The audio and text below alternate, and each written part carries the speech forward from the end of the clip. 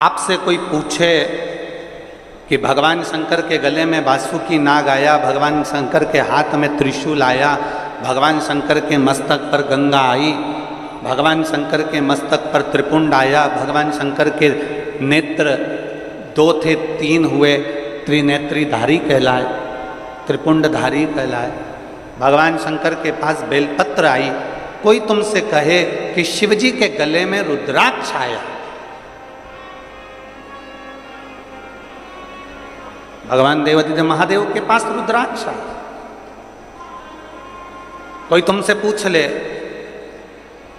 कि यह रुद्राक्ष का प्रागट्य कब का है, रुद्राक्ष का जन्म कब हुआ,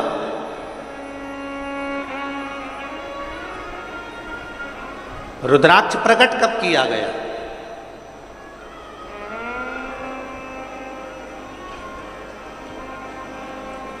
अब जरा बहुत हमसे भी कई लोग पूछते हैं, जितने लोग संसार के प्रश्न उठाते हैं कि रुद्राक्ष में ऐसा क्या है, रुद्राक्ष में ऐसा क्या हो जाता है कि रुद्राक्ष का जल अमृत के तुल्य हो जाता है और कैंसर जैसा रोग भी समाप्त हो जाता है।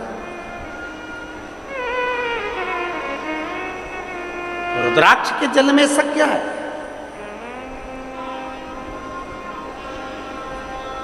एक माने पत्र में लिखा है कि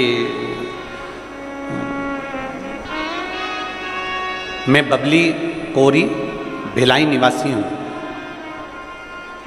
मेरी बहू ललिता कोरी, आयु जिसकी 33 वर्ष है। कहीं बैठी हैं क्या? बबली कोरी भिलाई निवासी हूं, कहीं बैठी हो तो हाथ हिला सकते हैं। मैं बबली कोरी भिलाई निवासी, मेरी बहू ललिता कोरी, आयु 33 वर्ष, कहीं बैठी हो तो हाथ हिला सकते हैं। दिख गई क्या? आ जाओ, एक बेलपत्र ले जाना बहू के लिए, आ जाइए।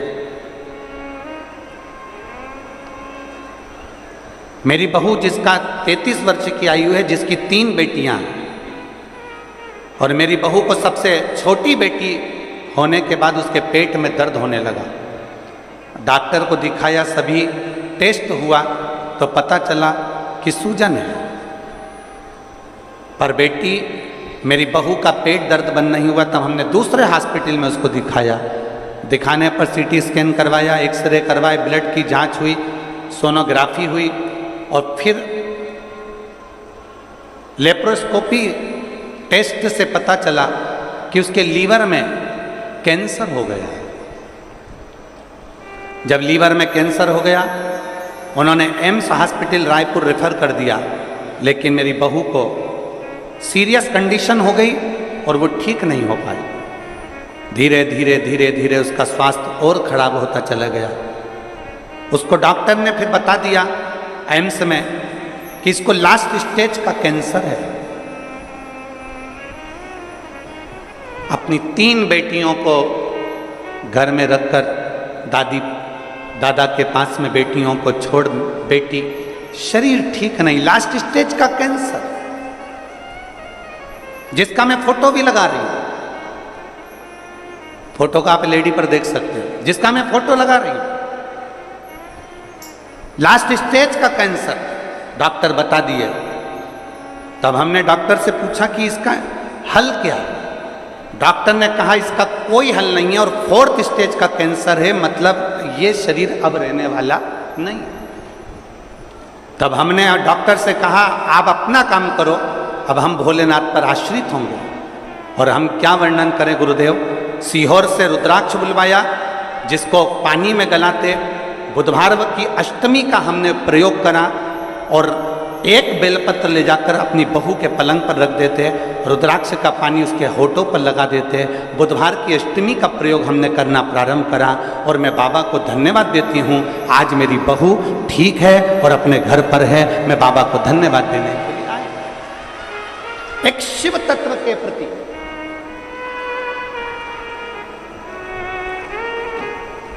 लोग कहते हैं रुद्राक्ष में ऐसा क्या होता है, उसको समझना है हमको।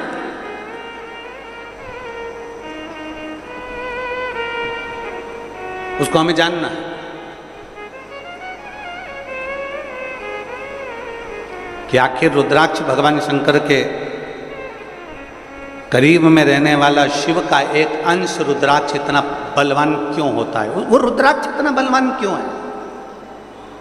उस रुद्राक्ष में इतना बल कैसे आ जाता है? वो रुद्राक्ष इतना श्रेष्ठ कर क्यों हो जाता है?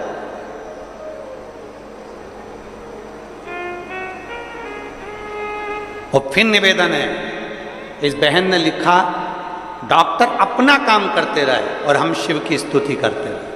आखिरी तो वही है ना। और फिर कहेंगे डॉक्टर शंकर का एक रूप होते हैं। हमने अपनी व्यासपीठ से बार बार ये बात कही है, डॉक्टर शिव का एक रूप है। आपको अगर तकलीफ होती है तो सबसे पहले डॉक्टर के पास जाइए, शिव रूपी डॉक्टर आपको बता दे कि आपको ये तकलीफ है, फिर जो दवाई दे उस दवाई को, कौन से महादेव का नाम लेना है? जम के बोलो जरा, कुंदकेश्वर महादेव का नाम लीजिए और उस दवाई को कुंदकेश्वर महादेव के नाम से खाना प्रारंभ करिए। मेरा देव अधिदेव महादेव तुम्हारे को ठीक करना प्रारंभ करें। डॉक्टर भी शिव का एक रूप। शरीर में जब कष्ट है, शरीर में जब तकलीफ है, तो सबसे पहले अपने प्राथमिक उपचार केंद्र में जाइए, डॉक्टर के पास जाइए। डॉक्टर के पास पहुंचकर फिर वो जो जांचे बोले जांच करा, वो जो जैसा बोले वैसा करो, पर साथ में शंकर का विश्वास अटल कर बैठो, साथ में शिव पर भरोसा प्रबल करो। एक प्रबल भरोसा आपके भीतर, एक प्रबल।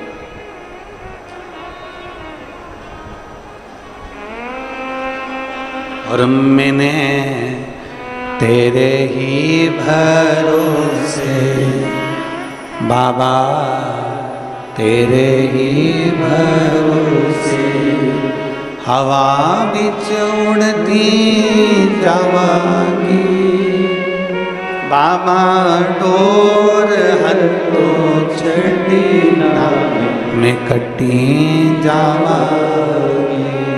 भोले मैं तेरी भक्त, शंभो मैं तेरी भक्त, हवा बिच उड़ती जावांगी बाबा, डोर हथों छड़ी ना मैं कटी जावांगी। शिव कथा कर रहे, भगवान शंकर का संवाद कर। उस रुद्राक्ष में इतना बल कैसे आ जाता है? उस रुद्राक्ष में इतना बल, उस रुद्राक्ष में इतनी आनंदता, उस रुद्राक्ष में इतनी औषधि कैसे आ जाती है? कैसे?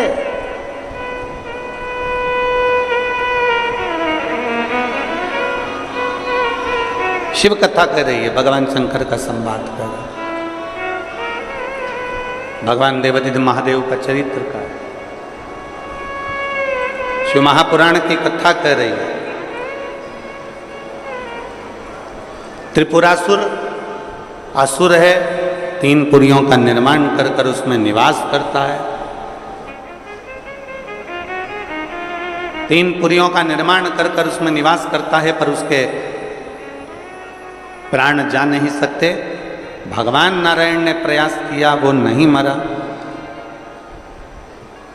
प्राण नहीं छूटे।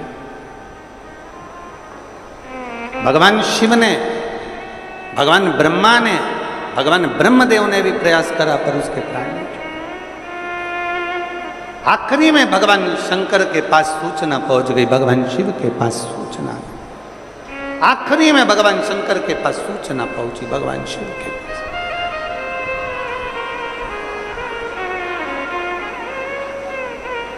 और सब देवताओं ने भगवान शिव की स्तुति करी, भगवान शंकर की। ब्रह्म मुरारी सुराचित लिंगम, निर्मल भाषित शोभित लिंगम। शिव की स्तुति करी।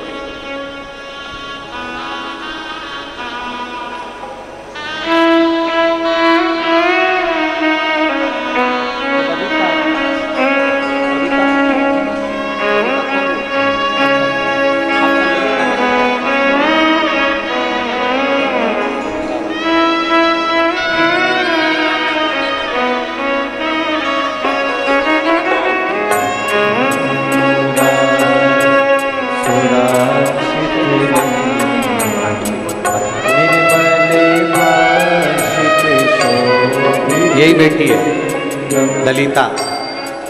बबीता कोरी इनकी सास है और ये ललिता कोरी 33 वर्ष की आयु। 3 बेटियां हैं, आखिरी की बेटी छोटी वाली का जन्म हुआ तब 4th स्टेज का कैंसर और डॉक्टर ने मना कर दिया। आखिरी क्षण बचना मुश्किल है।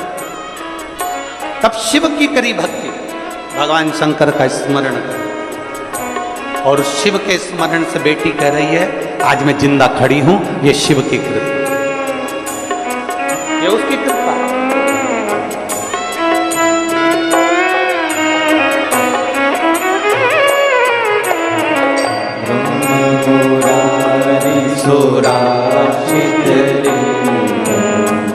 निर्मल भाषित शोभित लिंगम, निर्मल भाषित शोभित लिंगम, निर्मल भाषित शोभित लिंगम। भगवान शिव से कह रहे हैं शंकर प्रकट हो, शिव प्रकट हो। भगवान शंकर नेत्र खोले, भगवान शिव ने अपने नेत्र खोले।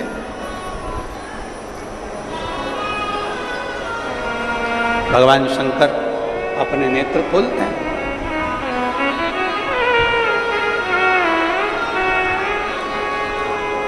क्या चाहते हो प्रभु? त्रिपुरासुर का वध चाहते हैं।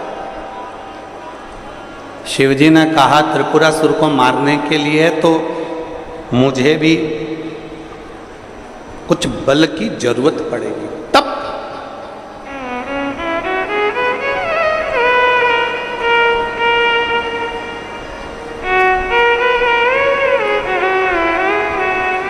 दुनिया का सबसे बड़ा तप कौन सा है?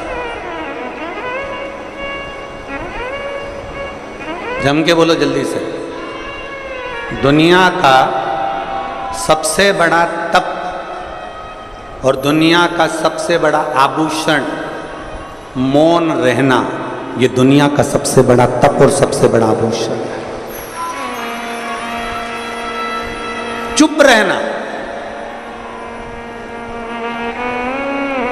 दुनिया का सबसे बड़ा आभूषण है, मौन रहना, और दुनिया का सबसे बड़ा तप है चुप रहना, मौन रहना, एकदम स्तब्ध रहना। पर महाराज हम खाए बिना रह जाएं पर बोले बिना नहीं रह सकते, कैसे रह सकते? पर दुनिया का सबसे बड़ा आभूषण है चुप रहो, मौन रहो। जिस दिन तुम्हारा व्रत है उस दिन थोड़ी साधना करिए, थोड़ा चुप रहिए, मौन रहो, उपास करो ना करो, खाओ ना खाओ, पर निवेदन है कि अपने वाणी को कुछ शांति दीजिए।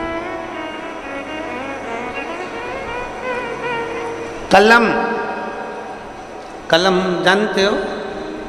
अरे बोलो तो जम के, जानते हो? कलम, कटार और जुबान ये काटती बहुत है। क्या क्या चीज काटती है? जम के बोलो जरा। कलम, कटार और जुबान ये काटती बहुत है। कलम भी कब क्या काट दे, कलम अपनी कलम से लिखते लिखते कब किसके दिल को दुखा दे या किसके दिल को प्रसन्न कर दे, ये कलम भी काटने का काम कर देती है और कटार भी काटने का काम कर देती है और जुबान भी काटने का काम कर देती है। इसलिए शिव पुराण कहती है अगर भगवान ने आपको कलम चलाने की कला दी है ना, मेरे देव अधिदेव महादेव ने आपके बुद्धि विवेक दिया है, मेरे देव अधिदेव महादेव ने आपको अगर आशीर्वाद दिया है और आपके हाथ में कलम पकड़ाई है ना, तो प्रयास करना इस कलम से किसी की बुराई ना लिखी जाए, इस कलम से अच्छा ही लिखी जाए। काटे ना कलम।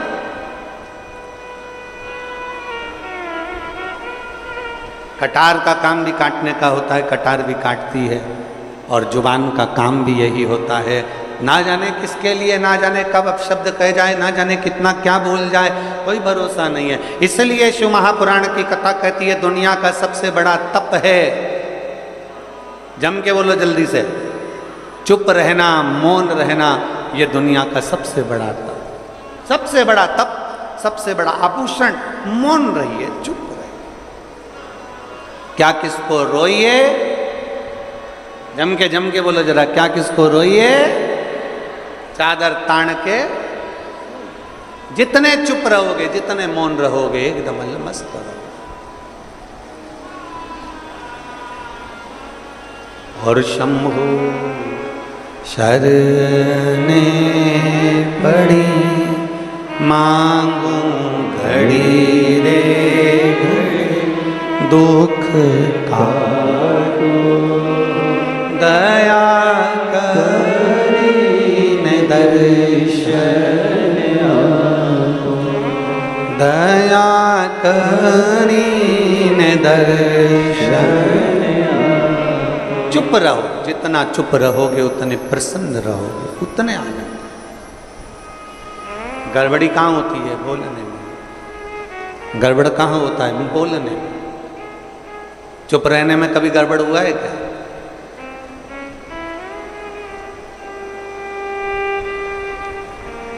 बोलते ही नहीं। कई बार तो पति पत्नी का झगड़ा हो जाता है इस बात पे, तुम्हारे मुंह में जीवान नहीं है क्या? तुम बोल नहीं सकते इतना सा? तुम अपनी मम्मी से जाकर नहीं कह सकते इतना सा? तुम अपने भाई से नहीं कह सकते इतना सा? तुम अपने परिवार से नहीं कह सकते इतना सा? पति मौन, क्योंकि वो शिव है और तुम जगदम्बा, जगतधात्री दुर्गा भवानी हो। पूरा अधिकार बोलने का तुमको दे रखा है, वो नहीं बोलता, वो तो मौन रहता है, देखता रहता है, और जब वो बोलता है तो फिर सब डोलते हैं। जब वो बोलता है, चुप रहने में जो सुख है वो सुख कहीं नहीं। शिव जी कह रहे हैं कि मुझे भी थोड़ा बल एकत्रित करना पड़ेगा त्रिपुरासुर को मारने के लिए, और वो बल कहां से आएगा? वो बल कहां से प्राप्त होगा? ब्रह्मा जी पूछ रहे हैं, भगवान विष्णु पूछ रहे हैं। जब आप देवों के देव महादेव हो तो फिर बल कहां से लाओगे? वही तो पूछना है कि कहां से लाओगे। शंकर भगवान कहते हैं वो बल मेरे भीतर से ही मुझे प्रकट करना पड़ेगा। एक मंत्र में प्रकट करूंगा, एक अस्त्र प्रकट करूंगा जिसका नाम अघोर अस्त्र होगा, और वो अस्त्र के द्वारा त्रिपुरासुर मारा जाए। अघोर अस्त्र, हाँ। ब्रह्मा जी ने तुरंत भगवान शिव जी की ओर प्रणाम कर कर कहा, ये अस्त्र तो बड़ा कठिन अस्त्र है प्रभु, यह अघोर अस्त्र तो बड़ा कठिन है। दुनिया का ऐसा कौन सा कार्य है जो अघोर अस्त्र से नहीं हो सकता? ये तो बड़ा कठिन है, बहुत कठिन। ये कैसे हो सकता है? भगवान शंकर कहने लगे, आप चिंता मत करो, इसको प्राप्त करने के लिए मैं देखता हूं। शिव जी अभी तक जितना तप करे थे वो नेत्र बंद कर कर करे थे, आज शंकर भगवान ने अपना नेत्र खोल लिया, और शिव जी ने अपना नेत्र खोलकर खुली आंखों से शंकर भगवान ने तप करना प्रारंभ करा। खुले आंखों से, खुले नेत्रों से। अब कई लोग कह देते हैं, हमारे सामने कई प्रश्न आते हैं, ऐसा नहीं कि प्रश्न नहीं आते। कई लोग कह देते हैं, गुरुजी हमने सुना है कि कई लोग कहते हैं भगवान के मंदिर में जाओ तो थोड़ी देर आंख बंद करके बैठो, भगवान की साधना करने बैठो तो आंख बंद करके बैठो, भगवान से प्रार्थना करने बैठो तो आंख बंद करके बैठो। शंकर जी का कथा कर रही है, मेरे शंकर भगवान खुले नेत्रों से तप साधना में लीन होते हैं, और अघोर शस्त्र को प्राप्त करने के लिए शिव लग जाते हैं। ऐसा जरूरी नहीं है कि तुम नेत्र बंद करके बैठोगे तो भगवान मिलेगा, ऐसा जरूरी नहीं है कि तुम आंख बंद करके बैठोगे तो परमात्मा मिलेगा। ऐसा जरूरी नहीं है कि मंदिर में तुम नेत्र बंद करके बैठोगे तो भगवान मिलेगा। ऐसा जरूरी नहीं है कि किसी नदी के तट पर नेत्र बंद करके बैठोगे तो भगवान मिलेगा। ऐसा जरूरी नहीं है कि किसी तीर्थ में जाकर आंख बंद करके बैठ जाओगे तो भगवान मिलेगा। शिव महापुराण की कथा कहती है आपकी आंखें भले खुली रहे पर इन नेत्रों से कुछ गलत ना हो जाए, उसका स्मरण ध्यान रखिए। नेत्र क्यों बंद करते हैं? तब करते समय, साधना करते समय नेत्र क्यों बंद कर सकते? क्योंकि इसलिए बंद करते कि फालतू की चीजें ना दिखे। तो अपने मन पर संयम करो ना, अपनी इंद्रियों पर संयम करो। 5 कर्मेंद्री, 5 ज्ञानेंद्री और एक मन रूपी इंद्री को साधो ना, तो नेत्र से कभी गलत दिखेगा ही नहीं। आप अपनी इंद्रियों को नहीं साधोगे तो गलत नजर आएगा। इंद्रियां अगर साध ली तो तुम्हारे नेत्रों से कभी गलत नहीं दिखेगा। तुम अंदाजा करो, कई साधु सन्यासी, एक कथा आती है, एक संत के आश्रम के पास में एक वेश्या ने अपना वेश्यालय खोल लिया।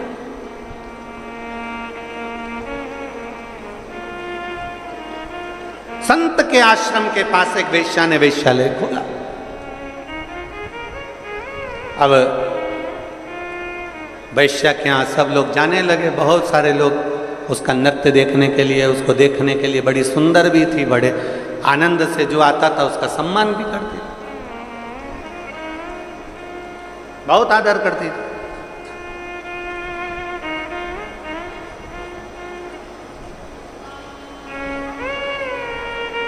अब संत वेश्या क्या करती, रोज सवेरे उठती, सबसे पहले संत की जो आश्रम था, संत की जो कुटिया थी, वेश्या संत की कुटिया में जाती, सिर पे पल्लू रखती और सतगुरु की कुटिया में जाने का अलाउ नहीं था क्योंकि वेश्या उनके कुटिया में जा नहीं सकती, तो उनके दरवाजे को प्रणाम कर कर वापिस आ जाती और अपने वेश्यालय में चली जाती। और संत जो अपनी कुटिया में बैठा रहता, उसने अपनी कुटिया में पत्थरों का ढेर रख लिया।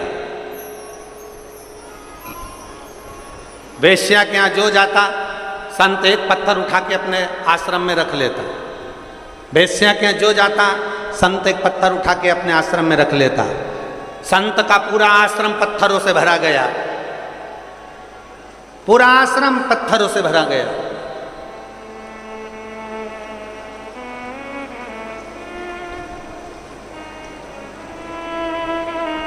आखिरी में, अंत में संत के भी प्राण छूटे और वेश्या के भी प्राण छूटे, दोनों ऊपर गए। चित्रगुप्त महाराज ने इनकी लेखनी देखी, इनकी डायरी देखी, इनकी फाइल देखी, फाइल देखकर कह दिया, वेश्या जाओ, तुम वैकुंठ के रास्ते पर जाओ। और संत को देखकर कह दिया कि तुम नरक का द्वार पकड़ो। संत कहने लगे, मैं साधु, मैं सन्यासी, मैं तपस्वी, मैं साधक, मैं उपासक, मैं इतना बड़ा संत, और तुम मुझे नरक भेज रहा? मैं इतना बड़ा साधना करने वाला, मैं मस्तक पर कहीं चंदन लगा लेता, कहीं जटा जूड़ बांध लेता, कहीं दाढ़ी बढ़ा लेता, कहीं ये कर लेता, कहीं वो कर लेता, मैंने इतना सारा वस्त्र बदल कर रखा तो तुम मुझे नरक भेज रहे हो? मैंने गले में माला पहन कर रखी तो तुम मुझे नरक भेज रहे हो? मैंने इतनी साधना करी तो तुम मुझे नरक में भेज रहे हो? चित्रगुप्त महाराज ने कहा, यह वेश्या तुम्हें संत समझ के तुम्हें प्रणाम कर कर आती थी, तब अपना वेश्यालय में कार्य करती थी, और संत तुझे भगवान ने ये दृष्टि दी थी एकाग्र करने के लिए, शिव में लगाने के लिए, पर तू वेश्या के घर में जितने पुरुष जाते थे तू उतना पत्थर इकट्ठा कर लेता था कि गजब की वेश्या है, 3 लोग आ गए, 4 लोग आ गए, 5 लोग आ गए, 6 लोग आ गए, तो दिन भर बैठकर केवल पुरुष गिनता था वेश्या के घर के। अरे तुझे गिनना ही था तो अपने हाथ की माला गिनता, पर किसी की बुराई ना गिनता। तूने बुराई गिनी इसलिए तुझे नरक मिल गया, तूने बुराई गिनी है। हमें ये शरीर काहे के लिए मिला? अच्छाई देखने के लिए। हमारे यहाँ लोग कहते हैं, महाराज जी हमारे एक महाराज जी हैं, वो कहते थे कि आंख बंद करके तप करो, आंख बंद करके भजन करो, आंख बंद करके साधना करो। शिव महापुराण की कथा कहती है, त्रिपुरासुर असुर को मारने के लिए शंकर भगवान ने नेत्र बंद नहीं करा, नेत्र खोला है। खुली आंखों से मेरे शंकर भगवान ने तप साधना करी है, और भगवान ने यह प्रेरणा शंकर भगवान ने अपने शिव भक्तों को दी है कि तुम्हें आंख बंद करने की जरूरत नहीं है, केवल अपनी इंद्रियों को साध लेना और अपने नेत्रों से गलत चीज ना देखते हुए अच्छा देखना, मैं मिल जाऊंगा मैं तुम्हें प्राप्त हो जाऊंगा। नेत्र बंद करने की जरूरत किसको है?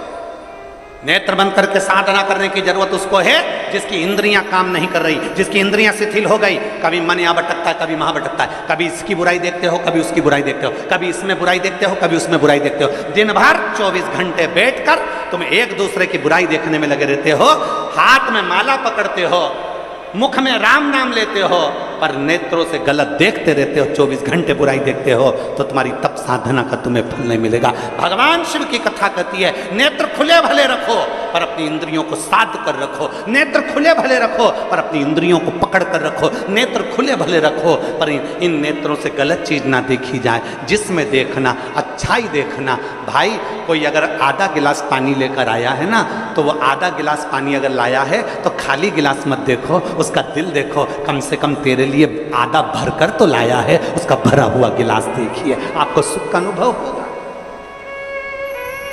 एक चरित्र आता है, एक व्यक्ति निकल रहा था, कोयल की आवाज सुनी, सुनकर कहा कोयल कितना मीठा बोलती है, पर काली ना होती तो कितना अच्छा होता। आगे गया, गुलाब का फूल देखा, गुलाब का फूल कितना सुंदर है, कांटे नहीं होते तो कितना अच्छा होता। और आगे गया, समुद्र देखा, समुद्र कितना विशाल है, जल कितना अच्छा है, पर खारा नहीं होता तो कितना अच्छा होता। कोयल, गुलाब का फूल और sमुद्र तीनों ने मिलकर कहा रे मनुष्य, तुझ में दूसरे की बुराई देखने की आदत नहीं होती तो तू कितना अच्छा होता, तूने जिंदगी भर केवल बुराई देखी।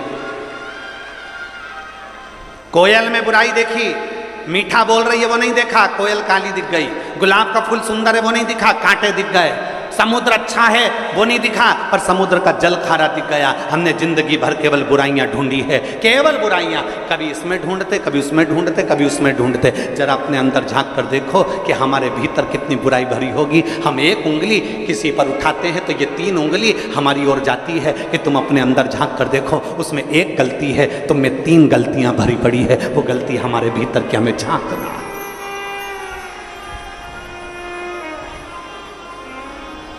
वो गलती हमारे भीतर की झांक। शिव जी कह रहे हैं मैं खुली आंखों से तप करूंगा, नेत्र खोल लिए। शिव महापुराण की कथा कहती है 1000 वर्ष तक मेरे शंकर भगवान ने नेत्र बंद नहीं करे, 1000 वर्ष तक मेरे शिव नेत्र बंद नहीं करे। 1000 वर्ष तक मेरे ओघड़दानी, मेरे शंभु नेत्र बंद नहीं करे। लग गए, आंखें झपकी नहीं, पलक झपकी नहीं, नेत्र खुले की खुले।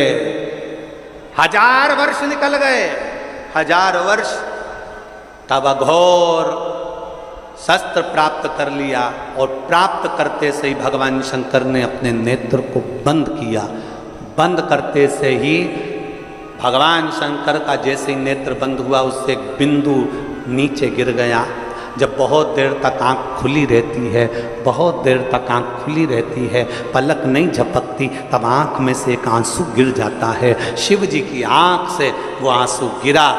जो तप करा था, जो साधना करी थी, जो अघोर अस्त्र पाने के लिए सारी तप साधना करी थी, जिस अस्त्र के बल पर संपूर्ण ब्रह्मांड की रक्षा करी है, उस तप साधना के बल पर भगवान ने जैसे ही नेत्र बंद करा, बंद करते से शिव जी की आंख से एक आंसू गिर गया, और जैसे ही वो आंसू गिरा, उससे एक वृक्ष उत्पन्न हो गया, जिसका नाम रुद्राक्ष का वृक्ष हुआ। जो रुद्राक्ष,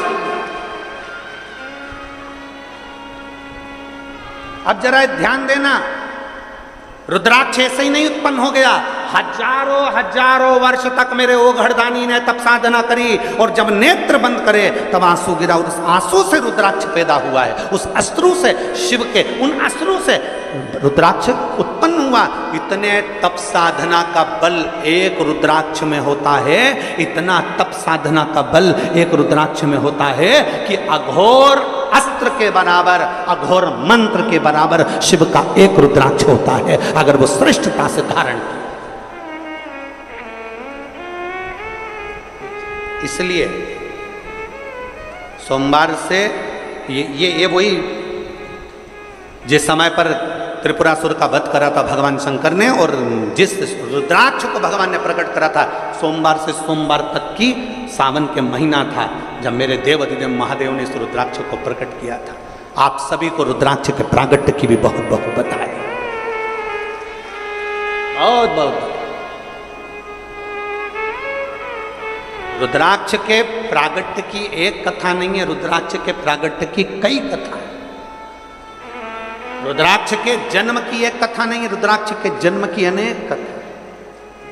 पर भाग्यशाली हो आप जो 72 साल बाद ये जो सावन का महीना आया है सोमवार से सोमवार तक का, कहते हैं इस सावन में जो सोमवार से सोमवार तक का सावन रहता है, सोमवार से शुरू सोमवार से विराम, अगर आपके घर में रुद्राक्ष है, आप रुद्राक्ष धारण करते हो या रुद्राक्ष अपने घर में रखते हो, तो उस रुद्राक्ष को छोटी सी कटोरी में रखकर या एक पात्र में रखकर 7 बार किसी भी अमावस पर, सावन में जो अमावस्या पड़ती है, ये सोमवार से सोमवार वाली सावन, इसके बाद वाले सावन का वर्णन नहीं कर रहा हम, इस सावन की बात कर रहा हूँ। या तो अमावस, पूर्णिमा, त्रयोदशी, चतुर्दशी या प्रदोष, शिवरात्रि, अष्टमी, ये ऐसी तिथियां हैं जो सोमवार से सोमवार तक का जो सावन होता है, सावन में कटोरी में रखकर, प्लेट में रखकर, थाली में रखकर 7 बार अपने घर में अगर रुद्राक्ष, तो उसको बलवान बनाने के लिए इसी सावन के महीने में 7 बार तो जल, 5 बार दूध गौ माता का, और 2 बार गाय का घी उस रुद्राक्ष पर लेपित करना चाहिए। और फिर उस रुद्राक्ष को धूप बत्ती हो या घर में गूगल की धूप हो, वो धूप बत्ती से उस रुद्राक्ष को सिद्ध कर लेना चाहिए।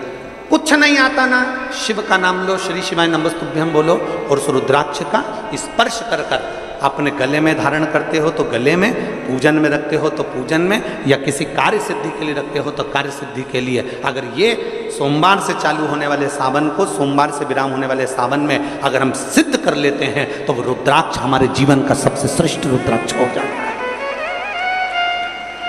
सर्वश्रेष्ठ।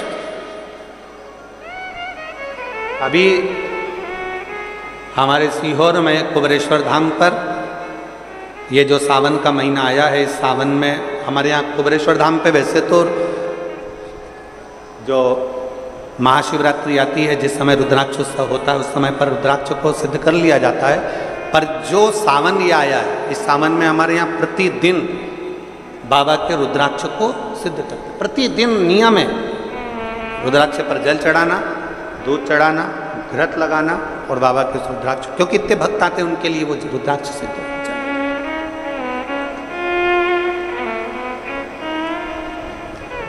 इसी सावन में 4 मुखी 3 रुद्राक्ष, कितने?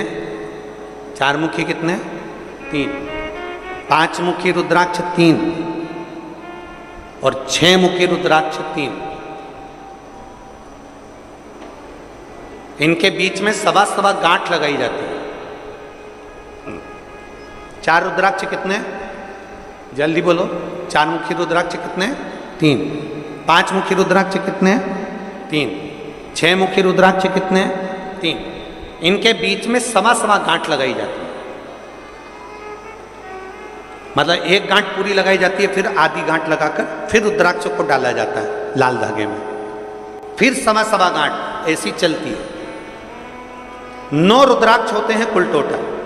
अगर ये 9 रुद्राक्ष को शंकर भगवान के शिवलिंग के पास में रखकर, ये सावन, इसको अन्य सावन में नहीं कर सकते, केवल इसी सावन भगवान शिव के मंदिर में शिवलिंग के पास उसको रखकर 7 लोटा जल, 5 बार दूध और 2 बार घृत अगर लेपन कर दिया जाता है उस माला को, और उसी माला को हम बेलपत्री के पेड़ के नीचे बैठकर अपने गले में अगर धारण कर लेते हैं, तो दुनिया का ऐसा कोई कार्य नहीं जो तुम्हारे लिए हो नहीं, पक्के में होकर ही मानो। उस रुद्राक्ष का इतना महत्व, ये तुम जो सहज में सुन रहे हो ना, हम फिर कहेंगे दया सिंह जो, हम फिर दया सिंह जी को धन्यवाद देंगे कि ये जो सावन के महीने की कथा लिए दया सिंह जी, ये साधारण नहीं है। दुनिया के लोग भले इसको सहजता में रखें, 27 जुलाई 1953 में ये सावन आया था, उसके बाद 2024 में ये सावन आया।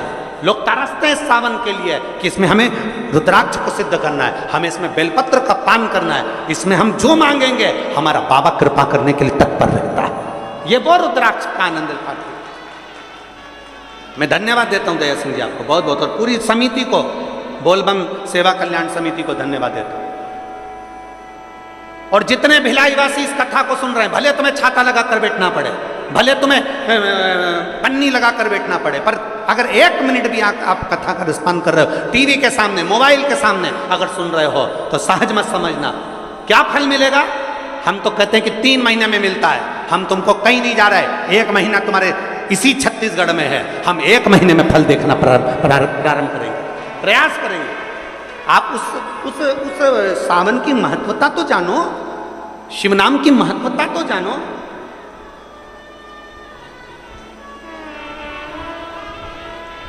इतने बैठे हो, भगवान से अपने दिल की बात हृदय से भाव से शिव को कहा, हृदय से। एक पत्र है,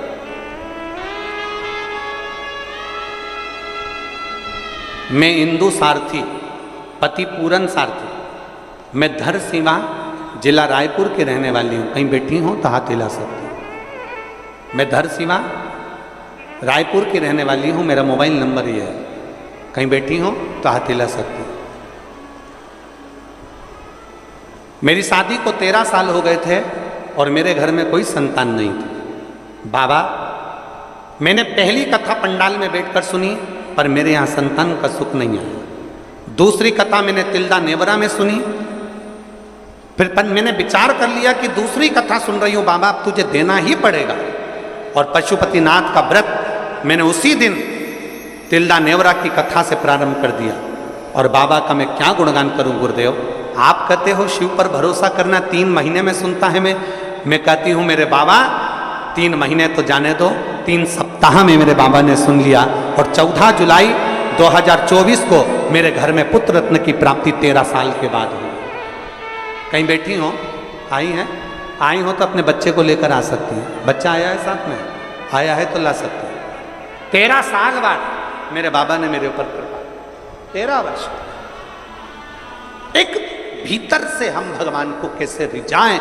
दुनिया के लोग आपसे कहें नेत्र बंद करके बैठ जाओ, दुनिया के लोग आपसे कहें शंकर जी के मंदिर में जाओ तो आंख बंद करके बैठ जाओ, दुनिया के लोग आपसे कहें तीर्थ में जाओ तो नेत्र बंद करके बैठ जाओ, दुनिया के लोग कहें कि तप साधना में बैठ जाओ। आप कह देना मैं तुम्हारे हाथ जोड़ूं, मैं तो सरल भाषा जानती हूं, मेरे को कुछ भी नहीं आता, मुझे तो केवल इतना आता है, सारी समस्या का हल एक लोटा जल। हमें कुछ भी नहीं आता, ना में तप आता, ना में साधना आती, ना में व्रत आता, ना में पूजन आती, ना में पाठ आता। कोई तुमसे कह दे ऐसे गेहूं चढ़ाओ, कोई तुमसे कहे कि ऐसे ये चावल चढ़ाओ, कोई तुमसे कहे कि ऐसे चढ़ाओ, हमें कुछ नहीं आता। हमें तो केवल इतना आता है कि शंकर को रिझाया कैसे जाए।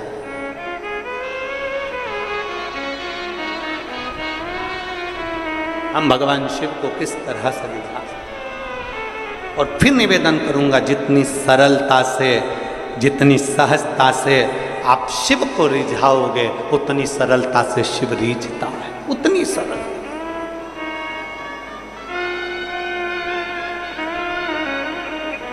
आप जितने भाव से भगवान शंकर को रिझाने का प्रयास करोगे, वो उतने भाव से रिझेगा, उतने भाव। जरा विचार करिए, इसी सोमवार से सोमवार वाले सावन के महीने में शिवरात्रि की पूजन आप ऑनलाइन करेंगे। आप और हम सब आस्था चैनल के माध्यम से, फेसबुक यूट्यूब के माध्यम से ठीक शाम को 7 बजे 2 अगस्त को बैठेंगे और ऑनलाइन सब अपने अपने घर से पूजन करेंगे, भगवान शिव की आराधना करेंगे। आप और हम सब मिलकर भगवान शंकर से एक साथ प्रार्थना करेंगे, एक साथ। और जब हम बाबा को रिझाएंगे, और ये सोमवार से सोमवार तक के सावन के महीने में 2 अगस्त को तो हम शिवरात्रि मनाएंगे, 17 अगस्त को सीहोर की कांवड़ भी बाबा की कृपा से सुबह 9 बजे भरेंगे, प्रदोष के दिन। एक विश्वास के साथ शिव को रिझाओ, एक भरोसे के साथ भगवान शंकर को। और मैंने तेरे ही भरोसे बाबा तेरे ही भरोसे हवा बीच उड़ती जाओगी, बाबा डोर हंतो छीना में कटी जाओगी। भोले मैं तेरी पतंग, शंभो मैं तेरी पतंग। त्रिपुरासुर को मारने के लिए घोर अस्त्र प्राप्त किया।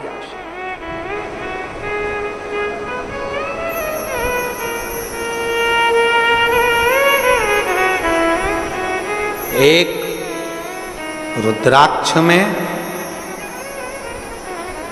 अघोर अस्त्र का, पाशुपत्य अस्त्र का, दुनिया के जितने अस्त्र शस्त्र होते हैं सबका बल एक रुद्राक्ष में होता है।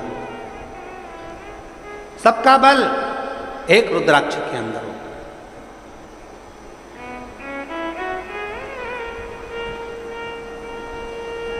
कई जगह पर रुद्राक्ष पर रिसर्च किया जा रहा है। वो दो कंपनी का नाम तो हमको स्मरण में था, मुंबई की, और एक दो कंपनी काशी की हमारे स्मरण में, पर नाम याद नहीं आ।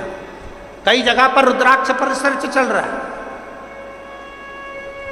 कि आखिर रुद्राक्ष में ऐसा क्या होता है कि तांबे के कलश में गलाया और उसका पानी शिव जी को चढ़ा कर आचमन किया तो फल मिल जाता है, रोग मुक्ति हो जाती है, श्रेष्ठता हो जाती है।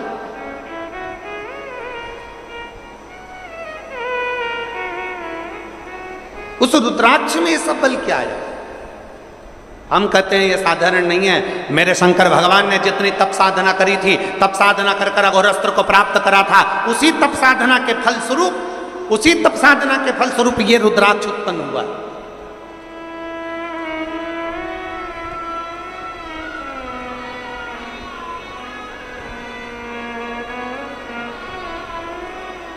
जैसे शिव मंदिर में, जैसे आप लोग जाते होंगे शंकर जी के मंदिर में, तो ये तो शिवलिंग हो गया, ये जलाधारी हो गई, ये जलाधारी है, ये शिवलिंग है। और जलाधारी और शिवलिंग के यहाँ, शिवलिंग से लेकर जहाँ से पानी नीचे गिर रहा है, आप पानी यहाँ चढ़ाते हो तो ये घूम के यहाँ से नीचे आ जाता है। आपने जल यहाँ चढ़ाया शिवलिंग पे तो जल घूमकर यहाँ से नीचे आ जाता है। इस जगह से नीचे की ओर आ जाता है, इस स्थान से। प्रयास करिए, ये जो सावन आया है 72 वर्ष के बाद, प्रयास करिए कि कितना बड़ा भी रोग है, कितनी बड़ी भी बीमारी है, आप डॉक्टर से इलाज करवाओ, पर ये जो स्थान है अशोक सुंदरी का, इस स्थान पर एक बार अपनी हथेली रख कर देखिए और भगवान शिव से पंचाक्षर मंत्र नमः शिवाय, षडाक्षर मंत्र ओम नमः शिवाय या श्री शिवाय नमस्तुभ्यम स्मरण कर कर देखिए, और एक बेलपत्र बाबा की लेकर जहाँ से पानी नीचे गिरता है उस स्थान पर लगाकर उसी बेलपत्र को खाइए, और फिर जाकर डॉक्टर को एक बार फिर जांच करवाइए कि उस रोग में आराम कितना लगा है, उस रोग में अंतर कितना है।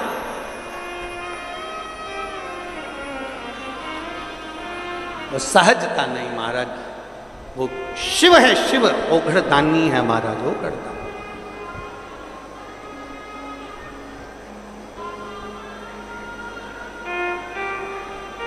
इसीलिए सारे देव गण, गंधर्व, किन्नर सब शिव का ध्यान करते हैं, सब शंकर की स्तुति करते हैं। देव हो, गंधर्व हो, अप्सराएं हो, किन्नर हो,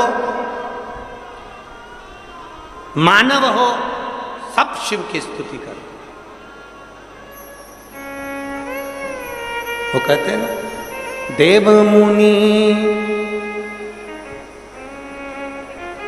भगवान शिव की स्तुति, भगवान शंकर की स्तुति सब। ब्रह्म मुरारी सुरार्जित निर्मल भाषित देव मुनि प्रवर्धाचितलिंगम कामदहन करुणाकरलिंगम देव मुनि प्रवराचितलिंगम कामदहन करुणाकरलिंगम। भगवान शिव की स्तुति सारे देव गंधर्व अप्सराएं किन्नर सब कर रहे हैं, क्योंकि शिव अपने पास कुछ नहीं रखते, शंकर सब दे देते। भगवान नारायण ने कहा बैकुंठ, भगवान ने दिया। भगवान नारायण बोले लक्ष्मी, शंकर जी ने दे दी। ब्रह्मा जी बोले ब्रह्मलोक, शिव जी ने दे दिया। इंद्र बोले इंद्रलोक, शिव जी ने दे दिया। तब भगवान शंकर से स्वयं ब्रह्मा जी ने पूछा तुम कहां रहोगे? शंकर भगवान कहते हैं जो देने में सुख है वो लेने में नहीं है, मैं मृत्यु लोक में कैलाश पर जाकर निवास करूं। सब दे दिया। और जो व्यक्ति सबके लिए करता है ना, जो व्यक्ति सबके लिए जीता है ना, जो व्यक्ति सबके लिए करता है, सबके लिए जीता है ना, सबसे ज्यादा तकलीफ, सबसे ज्यादा दुख और सबसे ज्यादा ताने उसी को सुनना पड़ता है। जो सबके लिए करता है ना उसी को सुनना पड़ेगा। जो सबके लिए करता है ना उसी के ऊपर उंगली उठती है। जो सबके लिए करता है ना उसी के लिए लोग गालियां देते हैं। जो सबके लिए करता है ना उसके लिए लोग आक्षेप अपशब्द कहते हैं। जो कुछ भी नहीं करता ना लोग उसको अच्छा मानते हैं, कितना बढ़िया बेचारा, कितना बढ़िया बेचारा, क्योंकि वो कुछ करता ही नहीं है ना। जो करेगा ना सुनना तो उसी को पड़ेगा, जो आगे बढ़ेगा ना सुनना उसी को पड़ेगा। रेल का इंजन और रेल के डब्बे दोनों को जाकर देखना, सबसे ज्यादा काले आपको डब्बे नहीं मिलेंगे, सबसे ज्यादा काले आपको इंजन मिलेगा। क्यों? क्योंकि वो इंजन आगे चलता है ना, तपता है, खूब तपता है, मुख काला भी होता है उसका। जो आगे बढ़ता है ना उसी को बहुत कुछ सुनना पड़ता है, जो आगे बढ़ता है ना उसको बहुत कुछ सहना पड़ता है। जो कुछ करता ही नहीं वो आराम से रहे।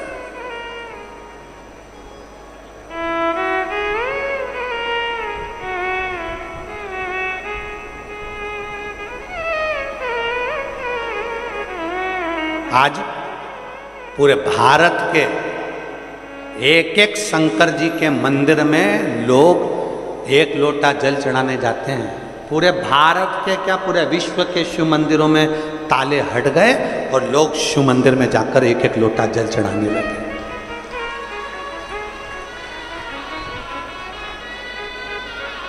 दुनिया के लोगों को ये खलता है। पहले के लोग क्या करते थे, जितने जितने लोग थे वो इतना इतना अपना खुद का इतना प्रचार करते थे कि दुनिया के लोगों को अपने पास बुलाते थे। मेरे पास आओ, हमारी पूजन करो, हमें पूछो, हमें जानो, हमें भोग लगाओ, हमारे चरण पूजो, हमारा नाम लो, हमारा फोटो लगाओ। अब दुनिया के लोगों को समझ में आ गया फालतू का ढोंग प्रपंच में नहीं पड़ना, अब तो केवल एक ही काम करना है, बोल बम का नारा है, सारी समस्या का हल। अब सारी दुनिया के लोग शंकर के मंदिर जाते, शिव की स्तुति करते।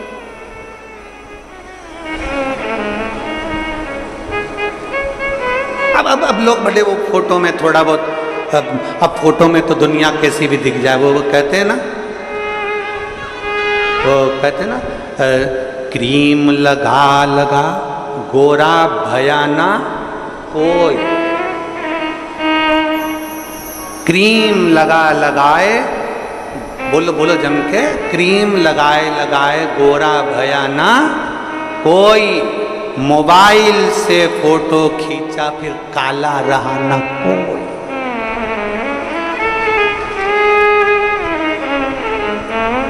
आजकल के मोबाइल में ऐसे ऐसे फंक्शन आ गए, तुम कितने भी कैसे भी हो बस फोटो खींच के उसको थोड़ा थोड़ा ऐसा कजन क्या कर दो, फिर वो कहते हैं ना क्रीम लगाए लगाए गोरा भयाना। अरे बोलो बोलो साथ में बोलो, क्रीम लगाए लगाए गोरा भयाना कोई, मोबाइल से फोटो खींचा फिर काला भयाना। एक फोटो मोबाइल से खींच लिया, फिर कोई काला ही नजर नहीं आया। ऐसे ऐसे लोग फोटो डालते हैं जिनका फोटो देख लो और मालूम पड़े फेसबुक पे ना जाने वो चैटिंग करने के चक्कर में ना जाने कितनों को घेरने का प्रयास करते हैं, घेरने का। अगर असली में इनको देख लो तो वो याद आ जाती है। फिर वो हमारे यहाँ 16 श्राद्ध में गोबर से ऐसे बनाते हैं और उसको कहते हैं संजा होली। फिर हम लोग गाते हैं, छोटी सी गाड़ी लुढ़कती जाए बाँ में बैठी संजा माए संजा माए। फिर हम लोग वो गाते हैं तो उसमें बहुत सारे प्रसंग आते हैं, फिर वो प्रसंग सम्मुख में आए।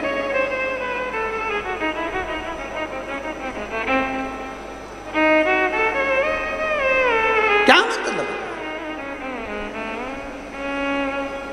जो आगे बढ़ेगा उसी को सुनना पड़ेगा, जो आगे बढ़ेगा उसी को सहना पड़ेगा, जो आगे बढ़ेगा उसी को गाली पड़ेगी, जो आगे बढ़ेगा उसी का पांव खींचा जाएगा। अभी तक संसार में लोग अपनी पूजन कराते थे, आज पूरे विश्व के लोगों को मालूम पड़ गया कि हमें चरण किसके पकड़ना है। विश्व के लोगों को मालूम पड़ गया जिसके आचरण अच्छे हैं उसी के चरण पकड़ना है। इसलिए हमें शंकर का दरवाजा पकड़ा है, शिव की चौखट, शंकर का द्वार, शंकर के दरवाजे को हमने पकड़ लिया। आ जाओ, शिव की चौखट।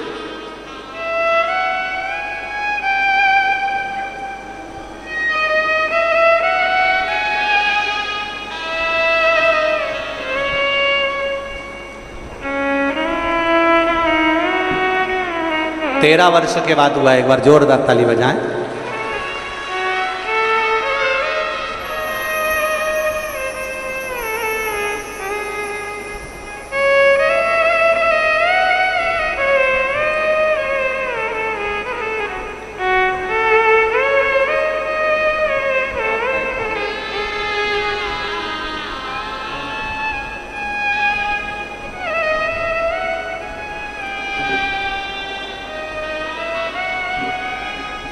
डब्बे जितने काले नहीं होते उतना इंजन काला होता है। इसलिए जो आगे बढ़ेगा उसको थोड़ा सहन शक्ति चाहिए, सहना। आगे बढ़ने वाले को थोड़ा सहना पड़ेगा, थोड़ा सहना।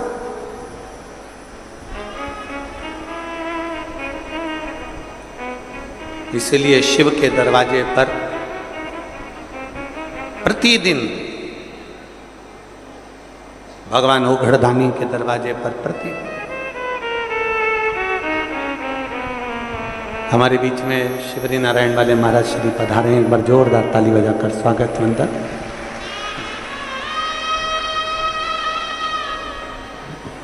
प्रत्येक कथा छत्तीसगढ़ में जो होती हैं और नज़दीक पड़ता है तो महाराज जी अवश्य आते हैं।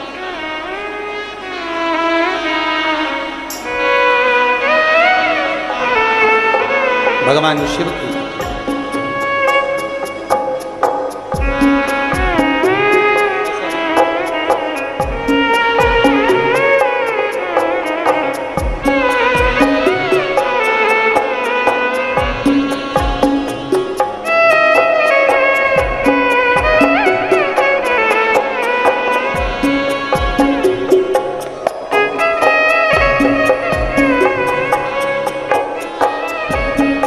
शिव तत्व की प्राप्ति होती ही होती।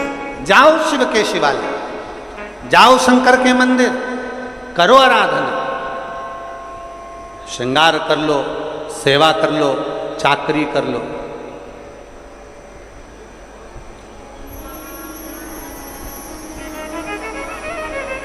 वो कहते हैं ना, हे नाथ मुझे तुम जाने दो, मुझे भोले के दर जाना है। हे नाथ मुझे तुम जाने दो, मुझे भोले के दर जाना है। हे नाथ मुझे तुम जाने दो, मुझे भोले के दर जाना है। हे नाथ मुझे तुम जाने दो, मुझे मुझे भोले के दर जाना है। मुझे भोले के दर जाना है। मुझे भोले के दर जाना है। मुझे भोले के दर जाना है। मुझे भोले के दर जाना है। हे नाथ मुझे तुम जाने दो, मुझे भोले के दर जाना है। हे नाथ मुझे तुम जाने दो, मुझे भोले के दर जाना है। हे नाथ मुझे तुम जाने दो, मुझे भोले के दर जाना है। हे नाथ मुझे तुम जाने दो, मुझे भोले के दर जाना है। मेरे बाबा ने मुझको बुलाया है। मेरे बाबा ने मुझको बुलाया है। मेरे बाबा ने मुझको बुलाया है। मेरे बाबा ने मुझको बुलाया है।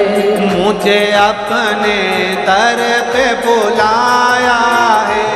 मुझे अपने दर पे बुलाया है। मुझे अपने दर पे बुलाया है। मुझे अपने दर पे बुलाया है। मैंने भी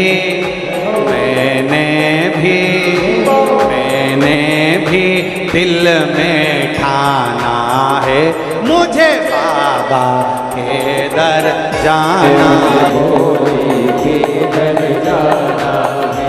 मुझे शंभू के दर जाना है। मुझे भोले के दर जाना हार हार अपने स्थान पर बैठकर भगवान शिव जी से अपने मन की बात बड़े भाव के साथ दिल से बाबा को प्रार्थना करिए, दिल से विनय करिए।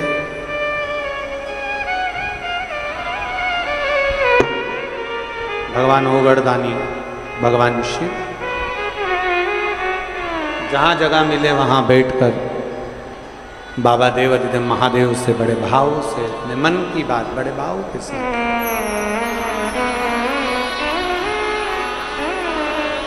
कीचड़ हो रहा हो तो वो लोग खड़े खड़े बोलेंगे, जहाँ बैठने की जगह हो वो लोग बैठकर बोले। दिल से बाबा से प्रार्थना करिए, विनय करिए।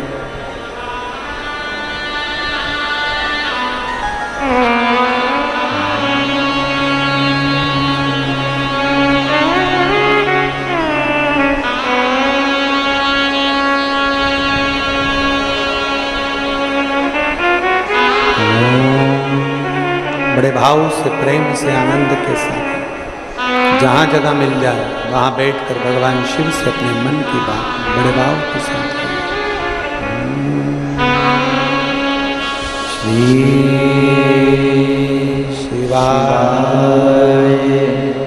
नमस्तुभ्यं। श्री शिवाय नमस्तुभ्यं। श्री शिवाय नमस्तुभ्यं।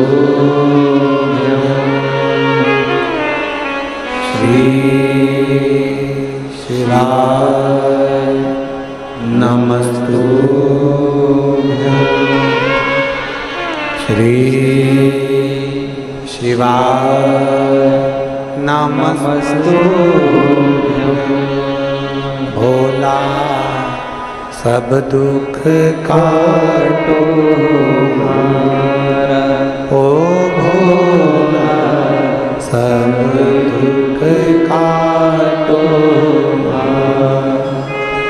शिव शंकर जपो तेरी माला, भोले बाबा जपो तेरी माला भोला सब दुख काटो हमारा हो भोला सब दुख काटो हमारा भेष मंगल मंगलकारी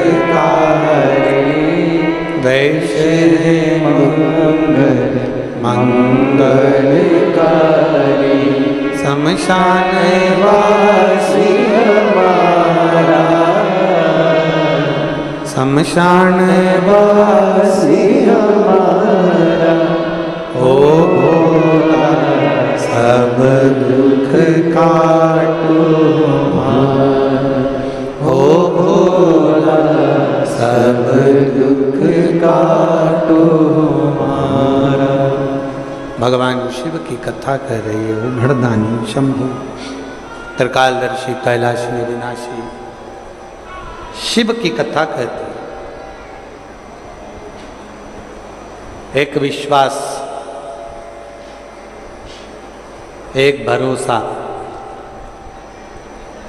शिव के करीब में लेकर आता है, शिव से दूर नहीं करता। कपड़ा टांगने के लिए घर में कील ठोकते हैं, बोलो तो जम के ठोकते हैं। अब तुमने यहाँ कील लगाई, वहां पर अंदर वो नहीं जा रही है, बहुत ठोका तुमने, फिर तुमने क्या करा, स्थान चेंज करा, जगह चेंज, फिर वापिस कील को ठोका, फिर ठोका, फिर नहीं गई, फिर वापिस तुमने कील को ठोका, कील टेढ़ी हो गई, जा नहीं रही है, फिर तुमने फिर प्रयास, आखिरी में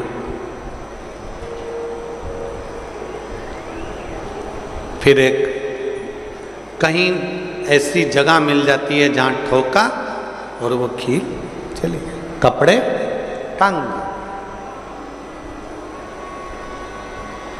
बार बार प्रयास करा, हिम्मत नहीं आ रही, आपने कहा कि कपड़े तो टांगना है, कील तो ठोकना पड़े।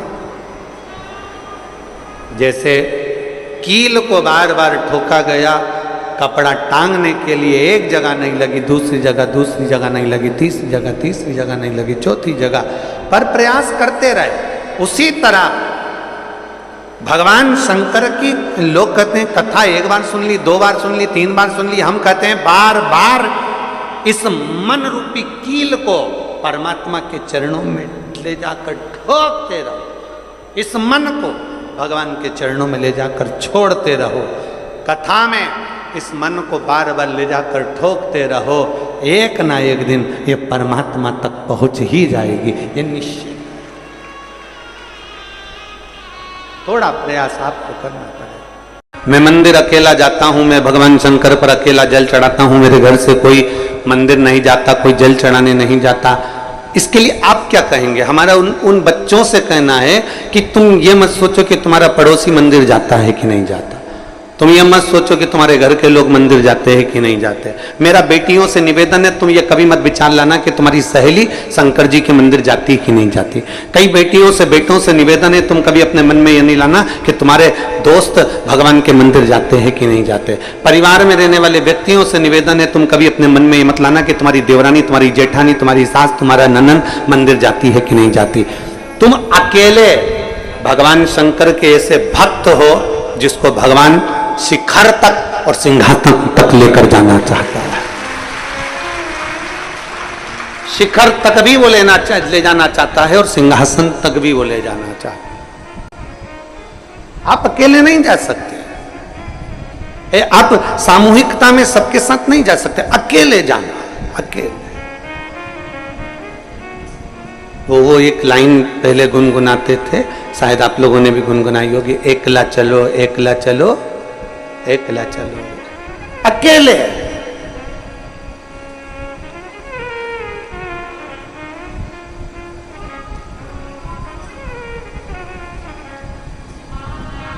मंजिल तक पहुंचने के लिए कोई जरूरी नहीं है जिस ट्रेन में आप बैठे हो उस ट्रेन में सभी लोग सीहोर जा रहे होंगे। कोई भोपाल भी जा रहा होगा, कोई इंदौर भी जा रहा होगा, कोई जिसके जहां मर्जी होगी वहां जा रहा होगा। कोई जरूरी नहीं कि सभी सीहोर के स्टेशन पर उतर जाएंगे,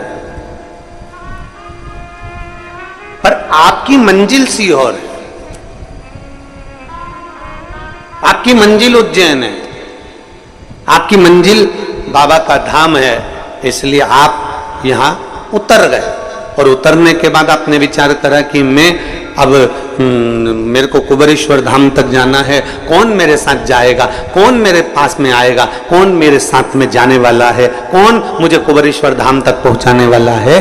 तब उस जगह पर जो तुमने भगवान देवादिदेव महादेव को एक लोटा जल चढ़ाया है, तब कोई नहीं आएगा, तब तुम्हारा हाथ पकड़कर महादेव तुम्हें कुबेरेश्वर धाम तक ले जाए।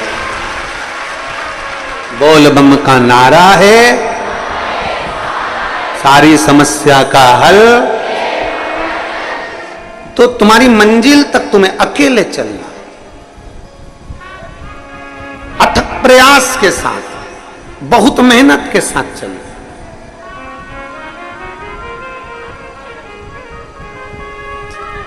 घर में माता भी है, पिता भी हैं, बहन भी है, भाई भी है, रिश्ते भी हैं, नाते भी हैं, कुटुंब भी है, कबीला भी है, सब कुछ तुम्हारे घर में भगवान भोलेनाथ की कृपा से है।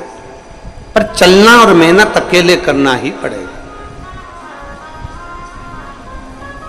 कोई दूसरा नहीं चलेगा तुम्हारे साथ। उसकी मंजिल आएगी वो चले जाएगा, उसका स्टेशन आएगा वो उतर जाएगा।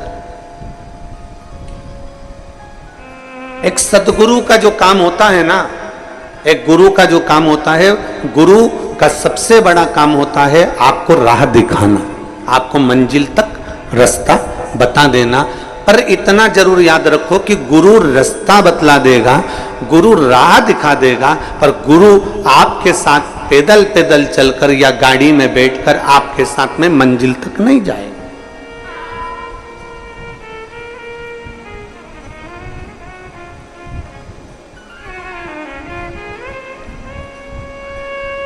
कई लोग आते हैं कुबेरेश्वर धाम पर, पूछते हैं हमको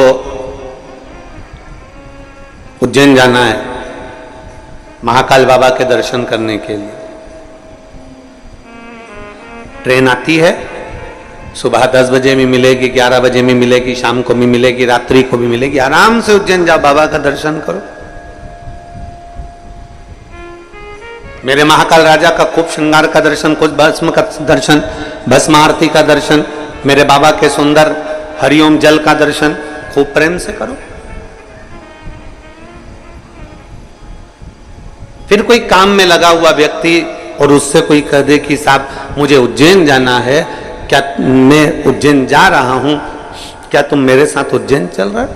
तो वो कहेगा देखो हमने मार्ग बता दिया, ट्रेन का समय बता दिया, बस का समय बता दिया, तुम्हें होटल का नाम बता दिया, धर्मशाला का नाम बता दिया, एड्रेस पूरा बता दिया। अब चलना किसको है? साथ वाला जो काम कर रहा है, जिससे तुमने एड्रेस पूछा, जिससे तुमने पूछा स्थान पूछा, वो नहीं जाएगा साथ में, साथ में कोई नहीं जाने वाला। आपको जाना है, आप चले जाओ।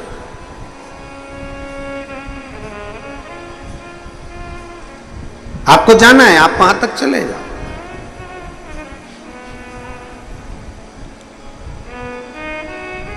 अब गुरु का जो काम है, गुरु एक ही बात कहता है कि तुम्हें शंकर के शिवालय तक जाना है, शिव के मंदिर तक जाना है, एक लोटा जल चढ़ाना है, शंकर का गुणगान गाना है, श्री शिवाय नमस्तुभ्यम बोलना है, तुम्हें शंकर के मंदिर में झाड़ू लगाना है, पोछा लगाना है, सेवा करना है, चाकरी करना है, ये गुरु बता देगा। गुरु का काम है बताने का, वो बताएगा। अब किसी ने पूछा कि साहब यहाँ से इंदौर हमको जाना है तो कैसे जाएं? तो गुरु ने उसको रास्ता बता दिया, यहाँ से बाहर निकलना, निकल के बस मिलेगी, बस में बैठकर सीधे इंदौर से यहाँ से सीधे चले जाना। और अपनी गाड़ी से आयो तो यहाँ से सीधे, तो हमको भोपाल जाना हो तो कि भोपाल का रास्ता इधर है, तुम ऐसे चले जाना। अब गुरुजी ने तो सीधा सीधा रास्ता बता दिया। अब गुरुजी ने सीधा सीधा रास्ता बताया, पर तुम्हारी आदत इतनी बुरी है ना कि गुरुजी ने जो रास्ता बताया, एक व्यक्ति जो रास्ता बता दिया, उस रास्ते पर चलने के बजाय आप लोग कई लोग संसार के ऐसे होते हैं कि किसी से रास्ता पूछ लेते हैं। जब निकलते हैं, इंदौर से निकले कुबेरेश्वर धाम के लिए तो रास्ता पूछ कर चलते हैं, जब भोपाल से निकले कुबेरेश्वर धाम के लिए तो रास्ता पूछ कर चलते हैं। उसके बाद तुम्हारी आदत, हमारी आदत, सबकी आदत एक जैसी है कि थोड़ी दूर चलने के बाद हम दूसरे व्यक्ति से फिर पूछते हैं कि भैया इंदौर जाना है, इधर से चले जाऊं क्या? अब उसको जो रास्ता मालूम होगा वो वही रास्ता बताएगा। उसने कहा नहीं, ये रास्ता दूर पड़ेगा, तू इधर से घुस जा, तो इधर से जा। तो लेफ्ट में उसको मोड़ दिया। अब जा रहा था सीधा, गुरुजी ने कहा था कि सीधा सीधा रास्ता इंदौर का, सीधे चले जाना। उसने उससे पूछा तो उसने क्या करा, इंदौर तो भेज रहा था पर मालूम पड़े आष्टा से मोड़ के खातेगांव भेज दिया। अब खातेगांव में पहुंच गए तो फिर वहां पर पूछा कि भैया हमको इंदौर जाना है, तो के उसने जो दूसरा मिला था ना उसने भी किया था, कहीं मत पूछना, यहां से सीधे सीधे निकल जा, इंदौर का रास्ता मिल जाएगा, हाईवे मिलेगा, टच हो जाएगा, निकल जाएगा। अब वहां पहुंचा तो वहां जाके पूछ लिया क्यों भैया हमें इंदौर जाना है? तो उसने कहा नहीं, तुम इंदौर जाना था तो वहीं से आष्टा से सीधे क्यों नहीं चले गए, तुम तो गड़बड़ आ गए। तो क्या आ ही गए हो तो एक काम करो, इधर से लेफ्ट मुड़ना, लेफ्ट से फिर राइट मुड़ना, राइट से फिर लेफ्ट मुड़ना, लेफ्ट से फिर राइट मुड़ना, और राइट मुड़ने के बाद एक बड़ा सा रोड आएगा, उससे सीधा पकड़ लेना। उसने लेफ्ट गया, राइट गया, राइट गया, लेफ्ट गया, सब कुछ करा और आगे पहुंचा। पहुंचते पहुंचते मालूम पड़े एक गांव में और पहुंच गया। फिर मैं पूछा क्यों भैया हमें इंदौर जाना है? फिर उसने रास्ता बताया। पूछते पूछते 3 घंटे का इंदौर का रास्ता था, 8 घंटे में इंदौर पहुंचा। कारण यह था कि गुरुजी ने सीधा रास्ता बताया था, उस रास्ते पर नहीं चला तो दूसरे से रास्ता पूछ पूछ कर तो तुम 8 घंटे में पहुंचोगे। जब सीधा सीधा रास्ता बता दिया गुरुजी ने, सारी समस्या का हल, एक लोटा जल। अब जब सीधा रास्ता मिल गया तो तुम्हारी आदत इतनी बुरी है ना कि तुम टेढ़ा रास्ता पकड़ते ही हो। फिर दूसरे के पास पहुंच गए, भैया बड़ी दुखी हूं, तो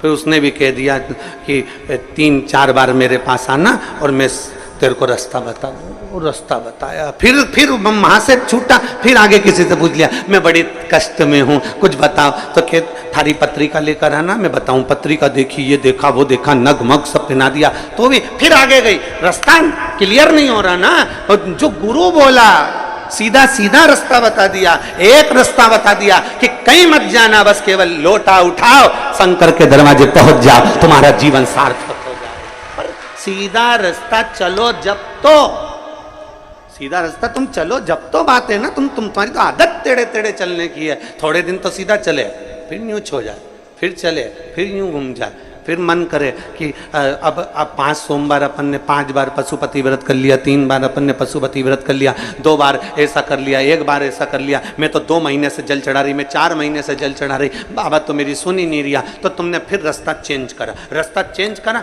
मालूम पड़े इतना कुआं तो पहले ही खोद लिया था, और थोड़ी खोद लेती और खोद लेती तो पानी निकल जाता, पर आधा कुआं छोड़ के दूसरा कुआं खोदने बैठ गए।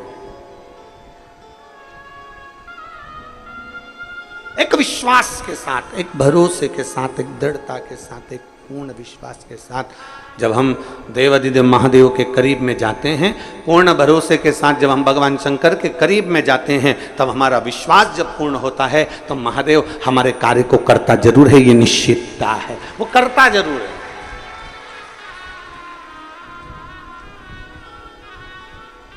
और मैंने तेरे ही भरोसे बाबा, तेरे ही भरोसे हवा बिच उड़ती जावांगी, बाबा डोर हंतो छठी में कटी जावांगी, भोले में तेरी एक रास्ता, एक पत्र है, देखिए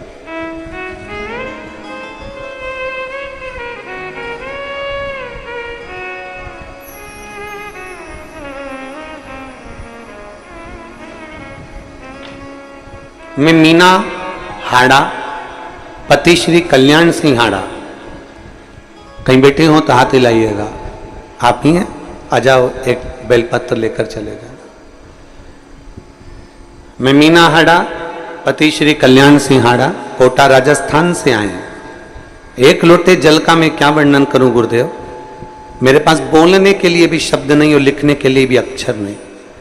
मेरी बेटी प्रगति हाड़ा सीए की तैयारी कर रही थी, लेकिन 8-10 नंबर से हर बार रह जाती थी। कई बार ऐसा हो गया उसके साथ, आखिरी में वो हार गई, टूट गई। उसने कह दिया कि अब मैं सीए का एग्जाम नहीं दूं। हमने हमारी बेटी से कहा, वो सीओर वाला महाराज कहता है कि एक बार अच्छी जम के मेहनत कर लो, और इतनी मेहनत कर लो कि आपकी नैया खुद पार कर लो। तब मेरी बेटी ने कहा, मां मेहनत तो मैं हर बार कर रही हूं, पर बाबा सुने तो। हमने हमारी बेटी से कहा, सीहोर में कावड़ भरा रही है, चल तू मेरे साथ, वहां की कावड़ भरेंगे। गुरुदेव, हम पिछले वर्ष कावड़ यात्रा में आए, सीहोर से सीवन नदी का जल लेकर कुबेरेश्वर धाम तक पैदल चलकर आए, और बेटी भी बाबा की कृपा से जल चढ़ाई। और मैं क्या वर्णन करूं गुरुदेव, बेटी ने धाम में बाबा से प्रार्थना कर ली कि अब की बार इतनी मेहनत करूंगी, सफलता तुझे देना है, अब तेरे पर भरोसा कर कर जा रही हूं। और जब बेटी का एग्जाम आया, एग्जाम होने के बाद में बेटी ने वही बेलपत्र शहद का प्रयोग किया, और बाबा की कृपा से आज मेरी बेटी सीए बन गई। मैं बाबा को यहां धन्यवाद देने के लिए आया। ये शिव तत्व है। एक भरोसा हमारे भीतर जागृत होना चाहिए, एक विश्वास हमारे भीतर जागृत होना चाहिए।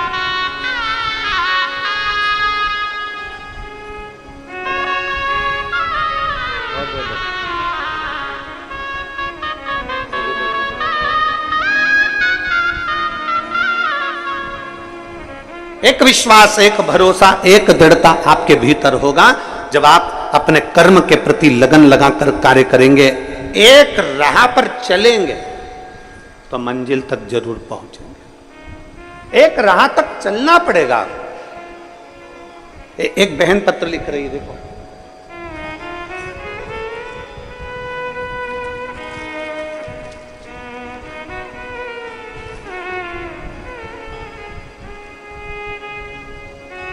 संगीता राठौर, पति शांतिलाल राठौर, जिला साजापुर, काला पीपल मंडी, मध्य प्रदेश की रहने वाली हूँ। कहीं बैठी हो तो आप ही हैं, आइए बेलपत्र लेकर चले।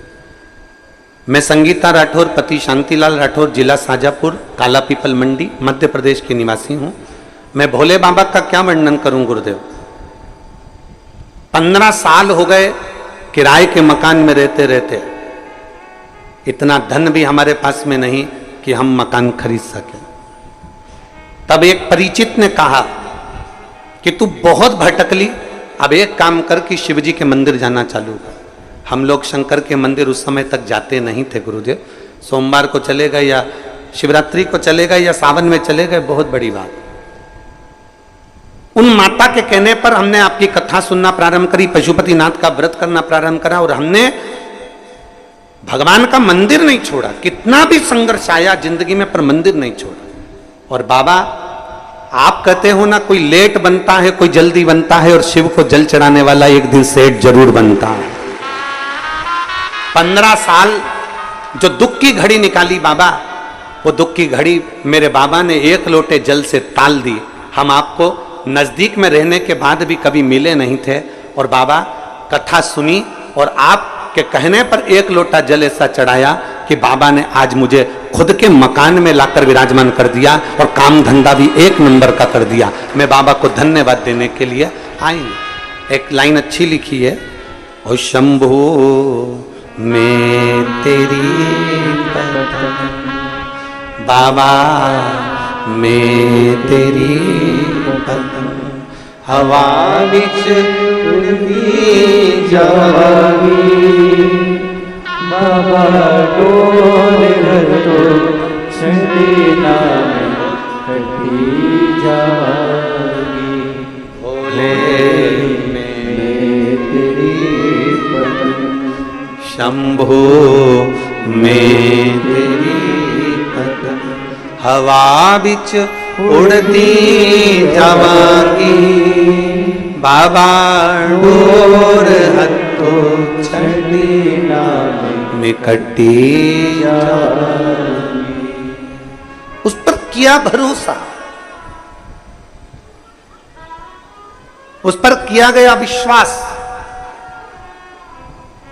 उस पर करी गई दृढ़ता खाली नहीं जाने देती।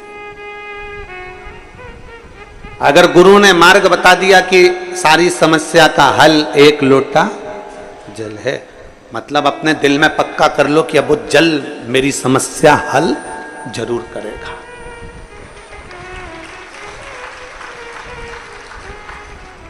गुरु ने कह दिया कि श्री शिवाय नमस्तुभ्यम, हमने, और हम तो फिर कहेंगे आप हमारी बात पर भरोसा ना करो तो मत करो। शिव महापुराण को एक बार अपने घर में लाकर पढ़कर देखो। विद्येश्वर संहिता में लिखा है कि श्री शिवाय नमस्तुभ्यम बोलने वाले का मात्र मुख का दर्शन कर लो तो अश्वमेध यज्ञ का पुण्य फल प्राप्त हो जाता है, हजारों हजारों यज्ञ का फल। जरूरी नहीं कि आप हमारी बात पर भरोसा करो, आप तो घर पर जाकर पढ़ो कि शिवर वाला महाराज जो बोल रहा है उसमें कितनी सच्चाई है कि नहीं है।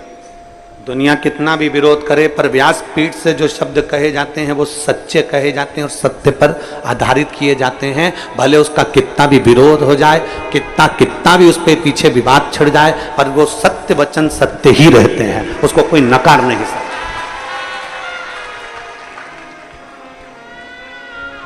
उसको कोई नकार नहीं सकता।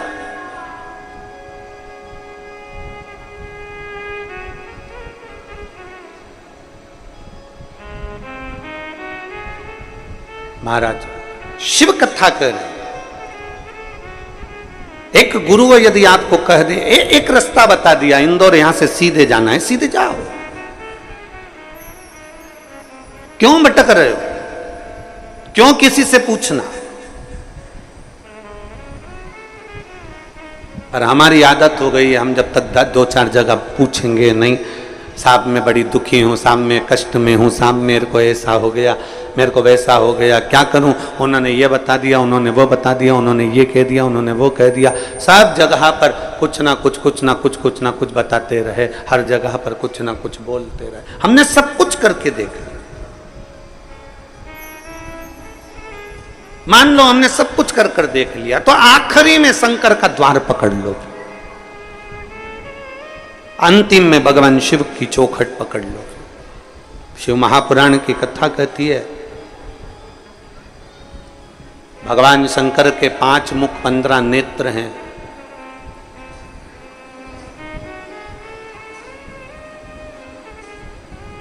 भगवान शिव को हम लोग आरती में स्मरण करते हैं,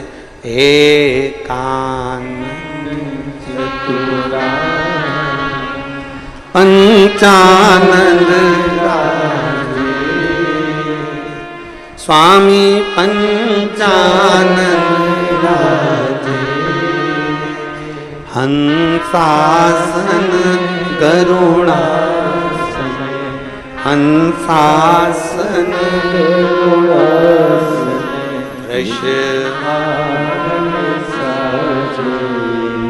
ओम जय शिवा ओम एकानंद चतुरानंद पंचानंद भोले पंचानंद। मेरे शिव के 5 मुख 15 आंख,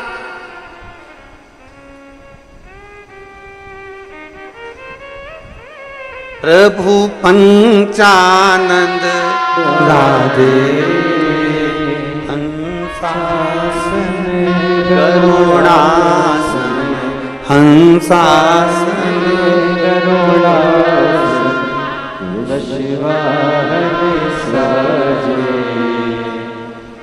ओम हर हर हर।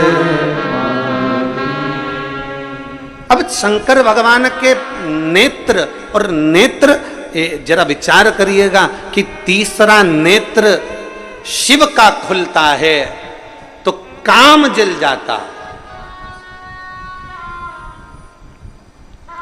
तीसरा नेत्र खुले, जो जल जाए वो काम है। तीसरा नेत्र खुले, जो जल जाए वो काम है। और तीसरा नेत्र खुले, जो रह जाए वो राम है। तीसरा नेत्र खुले, जो जल जाए वो काम है। और तीसरा नेत्र खुले और जो रह जाए वो राम है। राम कभी समाप्त नहीं होता, मेरा शिव कभी समाप्त नहीं होता। भीतर का जो काम है, भीतर का जो अहम है, भीतर की जो अहंकारता है, भीतर का जो लोभ है, भीतर की जो तृष्णा है, भीतर की जो वासना है, भीतर की जो आसक्ति है, वो समाप्त हो जाती। आसक्ति समाप्त। जला वो काम था, रह गया वो राम है।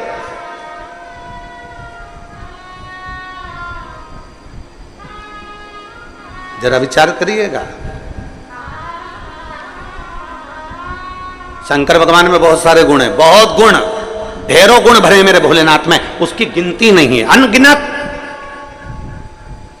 उन गुणों की कोई गिनती नहीं है। इतने मेरे शंकर भगवान में गुण भरे हुए, इतने गुण। कोई दूसरे देव हो ना तो उनके गुणों की गिनती करी जा सकती है, इन्होंने ये करा, इन्होंने ये गुण धारण करा, इन्होंने ये गुण धारण करा। शंकर भगवान के अनगिनत गुण हैं जिसका वर्णन नहीं किया जा सकता, पर उसमें से जो 5 गुण हैं वो श्रेष्ठ है।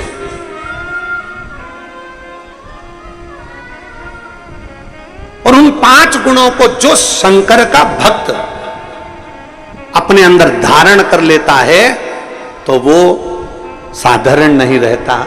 समझ लेना, शिव का कोई भक्त शंकर भगवान के 26 गुणों में से, मूल में से 5 गुण श्रेष्ठ अपने अंदर धारण कर लेता है तो समझ लेना कि शिव का एक अंश उसके अंदर विराजमान हो गया, वो शंकर का एक स्वरूप ही हो जाए। एक लोटा जल चढ़ाने वाला शंकर के मंदिर जाने वाली मेरी बहन, शंकर के मंदिर जाने वाला मेरा जीजा, शंकर के मंदिर जाने वाली मेरी बेटी, शंकर के मंदिर जाने वाले मेरे बेटा, शंकर के मंदिर जाने वाले मेरे बेटा बेटियां, मेरी माता, मेरे भाई, मेरे बंधु जो शिव के मंदिर जा रहे हैं, उनके अंदर ये 5 गुण के अगर दर्शन हो जाएं, ये 5 गुण के लक्षण तुम्हें नजर आ जाएं तो समझ लेना कि शंकर इनके अंदर धीरे धीरे प्रवेश कर गया। 5 गुण शंकर भगवान, गुण तो बहुत हैं पर उसमें से 5 गुण छाटे हैं जो भगवान शंकर के भक्त के अंदर धीरे धीरे आते चले जाते हैं। पहला गुण है शांत। पहला गुण है शांत, शांत रहना। घर में विवाद भी हो रहा है ना तो भी थोड़ा शांति से स्मरण करा के, कोई बात नहीं बेटा, हो गया ना, बात खत्म करो। ए बेटा, बहू ने बोल दिया ना, बात खत्म करो। बहू बेटे ने बोल दिया ना बेटा, बात खत्म करो, समाप्त करो बात को। पहला गुण, जल चढ़ाने वाले को अगर शंकर की भक्ति करने वाले के पास ये 5 गुण का दर्शन हो जाए तो समझ लेना कहीं शिव की इस पे कृपा हो गई। पहला गुण है शांत रहना। हमने देखा है पहले के समय में जब शिव महापुराण की कथा लोग नहीं सुनते थे, उसके पहले जरा देखना घर में कितना विवाद होता था, पर धीरे धीरे 2 बजे से 5 बजे, 1 बजे से 4 बजे तक लोग जब टीवी के सामने कथा सुनते हैं तब एकदम मौन और शांत हो जाते हैं, विवाद को पीछे हटाने का प्रयास करते हैं। पहले तो पानी की बाल्टी नल पे लगाने पर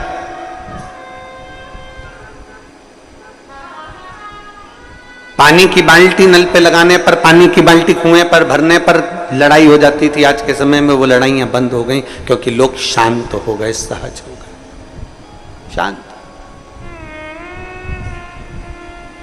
सरल है। दूसरा है समदर्शी। समदर्शी शिव का जो भक्त होता है ना, शंकर भगवान का जो गुण है, 5 गुण जो हमने छाटे हैं भगवान शंकर के, गुण तो बहुत है पर उसमें से जो छाटा गया दूसरे नंबर का है समदर्शी। मेरे ओघड़दानी समदर्शी हैं। समदर्शी से मतलब है कि जब मंथन में विष निकला विष और अमृत बाद में निकला तो पार्वती जी ने कहा कि ये विष एक काम करो, इन जीव जंतुओं को दे दो और अमृत देवताओं को दे दो, आप ले लो, ये किसी जीवों को दे दो। शंकर भगवान ने कहा नहीं, विष में पी जाता हूं और अमृत चाहे जानवर हो, जीव हो, पशु हो, पक्षी हो, सबके लिए छोड़ देता हूं। समदर्शिता।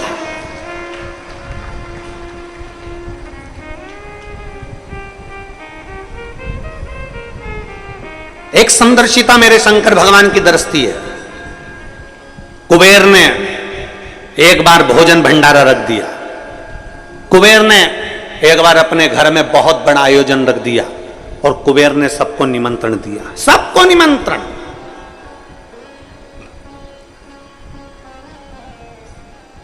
अब कुबेर के यहां पर जब इतना धन है, इतना वैभव है, इतनी संपदा है, इतनी सत्ता है, इतना वैभव कुबेर का है कि जितने भी देवताओं को धन चाहिए तो वो कुबेर के पास जाते हैं, जितना वैभव चाहिए तो कुबेर के पास जाते हैं, जितनी संपदा होती है तो कुबेर के पास जाते हैं। तो उस कुबेर के यहां जाने के लिए कौन मना करेगा? कुबेर के यहां जाने को कौन मना करेगा? सारे देवताओं ने तैयारी कर ली कि हमें कुबेर के यहां जाना है, सब कुबेर के यहां जाने लगे। देवर्षि नारद को लगा कि कुबेर ने सबको बुलाया, भगवान शिव को भी निमंत्रण दिया, शंकर भगवान को भी निमंत्रण दिया, पर कुबेर के यहां शिव आखिर पहुंचे नहीं, शंकर नहीं गए। तब उस जगह पर नारद जी ने कुबेर से पूछा, क्या तुमने शिव को निमंत्रण नहीं दिया? शिव को निमंत्रण दिया था। मैं जब शंकर भगवान को निमंत्रण देने गया तो शंकर भगवान ने कहा मैं अपना सिंहासन छोड़कर नहीं जाता। शंकर भगवान कहते हैं मैं अपना धाम छोड़कर नहीं जाता। शंकर भगवान कहते हैं मैं अपना लोक छोड़कर नहीं जाता। इसलिए शंकर भगवान ने कह दिया कि मैं अपने बेटे गणेश जी को भोजन करने भेज दूंगा, मैं अपने पुत्र गणेश को भोजन करने भेजूंगा। तो मैं कुबेर, मेरे यहां सारे देवता आ रहे हैं तो शंकर भगवान नहीं आएंगे तो क्या हुआ? और उनने कहा गणेश को भेज देंगे।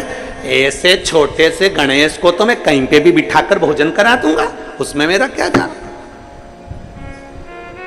कुबेर ने जब अहम के शब्द कहे, कुबेर ने जब अहंकार की वाणी बोली, तब भगवान नारद जी ने कहा अब तुम गणेश जी को भोजन ही करा लो। गणेश जी भोजन करने बैठे, कुबेर के भंडार में जितना अन्न था वो पूरा समाप्त कर दिया गणेश जी ने, पूरा अन्न। कुबेर घबरा गए, ये अन्न समाप्त हो गया, मैं क्या करूं? तब नारद जी के कहने पर शिव के पास गए और शंकर जी से प्रार्थना कर कर दुर्वाला कर गणेश जी को प्रदान कर, दुर्वाला कर। समदर्शिता, शंकर भगवान का जो हमने गुणों में से 5 गुण लिया, समदर्शिता। मेरे शंकर भगवान क्या कोई अमीर नहीं, कोई गरीब नहीं। मेरे शंकर भगवान क्या कोई बड़ा नहीं, कोई छोटा नहीं। उसके लाखों दीवाने, बड़े से बड़े, उसके चरणों में कंकड़ माटी से पड़े, उसके चरणों में कंकड़ माटी से पड़े। करोड़पति भी है तो मेरे महाकाल राजा के चरणों में झुकता है, और गरीबड़ा भी है तो मेरे महाकाल राजा के चरणों में झुकता है। कोई धनपति होगा अपने घर का, पर मेरे महाकाल के चरणों में वो उसका मस्तक हमेशा झुका रहता है। कोई गरीब भी है तो मेरे महाकाल के चरणों में झुकता रहता है। बोल बम का नारा है। गरीब भी है, अमीर भी है। शंकर देखो, बहुत सारे देवताओं को लोगों ने बांट लिया। कोई कहता है कि नारायण अमीरों के देवता हो गए, कोई ने कह दिया देवी जी इनकी देवता हो गई, कोई ने कह दिया ठाकुर जी श्री जी बाबा इनके देवता हो गए, कोई ने कह दिया दत्त भगवान इनके देवता हो गए, कोई ने कह दिया ये भगवान उनके देवता हो गए, कोई ने कह दिया वो भगवान उनके देवता हो गए। केवल एक बचते हैं तो भोलेनाथ बचते हैं। तो किसी ने कहा ये शंकर जी किसके देवता हैं, तो किसी ने कहा शंकर जी किसके देव हैं, तो भगवान शंकर तो बैठे रह गए। देव ऋषि नारद ने कह दिया ये देव देवों के भी देव महादेव हैं, सबके देव हैं, सबके ये देव महादेव हैं, सबके देव हैं, गरीब अमीर। और आप लोग कभी अंदाजा लगाएं, छत्तीसगढ़ में, छत्तीसगढ़ के आदिवासी क्षेत्रों में या हमारे इधर मध्य प्रदेश के आदिवासी क्षेत्रों में, या गुजरात के आदिवासी क्षेत्रों में, या झारखंड के आदिवासी क्षेत्रों में, इन क्षेत्रों में जाकर देखिए,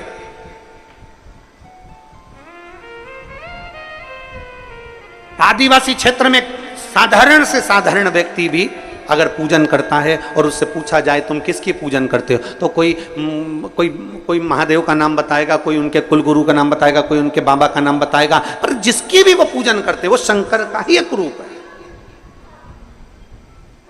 वो शिव का एक रूप है।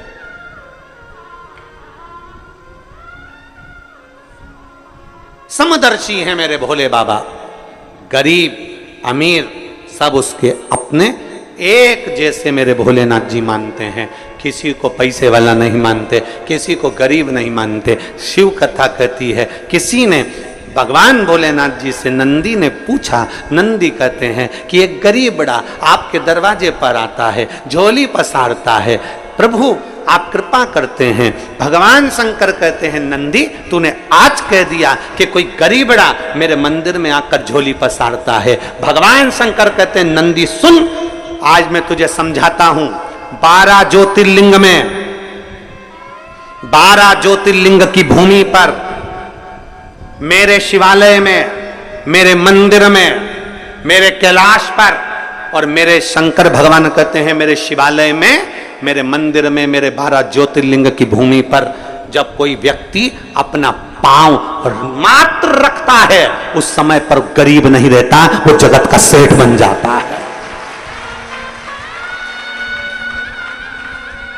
उज्जैन जाने वाले, महाकाल की भूमि पर जाने वाले, काशी में जाने वाले, सोमनाथ जाने वाले, कुबेरेश्वर बाबा की धरा पर आने वाले, चाहे बैद्यनाथ बाबा के दरवाजे जाने वाले, चाहे केदारनाथ जी के दरवाजे पर जाने वाले, एक अंदाजा लगा कर रखना, कोई तुमसे कह दे कि ये गरीब है, कोई तुमसे कह दे ये साधारण है, नहीं।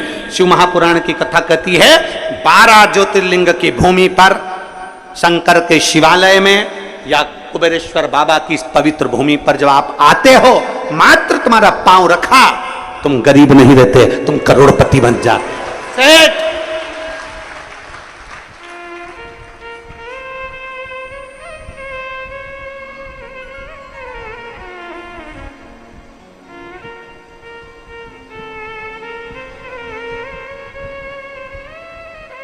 शिव को भजने वाला कभी गरीब नहीं है। गरीब तो वो है जो शंकर को त्याग कर, शिव को त्याग कर स्वयं श्रेष्ठ बनकर बैठा, स्वयं श्रेष्ठ ना। शिव जी के गुणों में से 2 गुण आपने सुने। पहला गुण कौन सा? जम के बोलो जरा। शांत।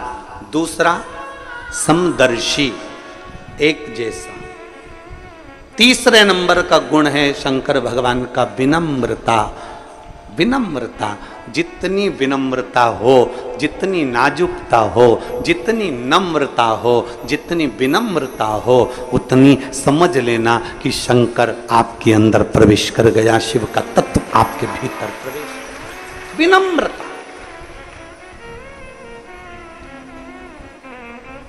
भंडारे में भोजन बनता है, अभी तो कथा हो रही है तो लाखों लोग भोजन कर रहे हैं। जब कथा नहीं होती है तब भी 20 से 25 हजार भक्त प्रतिदिन भंडारे का भोजन ग्रहण करते हैं। 20 से 25 हजार। भंडारे में जब भोजन बनता है तो जो लोग कथा सुनने के लिए या कुबेरेश्वर बाबा का दर्शन करने के लिए आते हैं, जल चढ़ाने आते हैं, या बाबा की कंकर शंकर पूजन करने आते हैं, या रुद्राक्ष लेने आते हैं, उनमें से कई माताएं और कई भाई रुद्राक्ष बाद में लेते हैं, पूजन बाद में करते हैं, पहले रसोई घर में जाकर सेवा करते हैं। हमने देखा है कई माताएं हीरे की चूड़ियां पहनकर भी रसोई घर में झाड़ू लगाती रहती हैं। ये उनकी विनम्रता है, ये उनकी विनम्रता है। बड़े बड़े आयोजन होते हैं तो कई कई घर की सेठानियां, कई मेरी बहुएं, कई बेटियां, अच्छे अच्छे परिवार की बेटियां और बेटे भी टेबल के पास खड़े होकर भोजन परोसते रहते हैं। आपने देखना, आप तो आए हो, आप दर्शन करेंगे।